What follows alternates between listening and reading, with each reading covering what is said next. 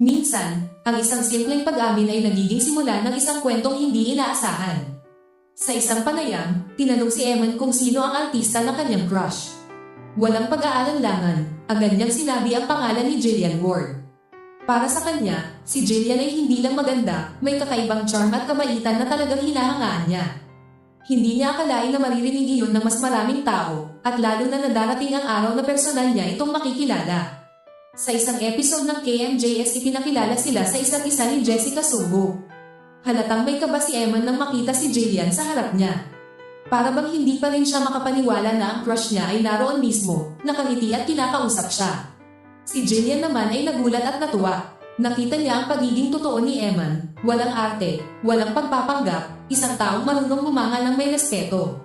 Doon nagsimula ang kanilang pagkakaibigan. Hindi man sila nagkasama sa pelikula o teleserye, unti-unti silang nakikitang magkasama sa iba't ibang okasyon. Simpleng usapan, tawanan, at kwentuhan, mga sandaling mas lalong nagpatibay ng kanilang samahan. Ngunit may isang araw na lalong nagpatunay kung gaano kahalaga ang presensya ni Jillian para kay Eman. Sa araw ng laban niya sa boxing ring, puno ng kaba at tensyon ang paligid. Ngunit sa gitna ng ingay ng mga tao, may isang taong buong pusong sumusuporta sa kanya, si Jillian. Nandoon siya, nagbibigay ng lakas ng loob, nanonood, at umaasang magtatagumpay ang taong minsan ay tahimik lang na humanga sa kanya. Para kay Eman, hindi iyon basta suporta lamang. Isa iyong inspirasyon, dahil minsan, ang crush na akala mo ay pangarap lang, ay nagiging kaibigan. At ang pagkakaibigan na iyon ang nagiging dahilan para mas lumakas ang loob mong mangarap.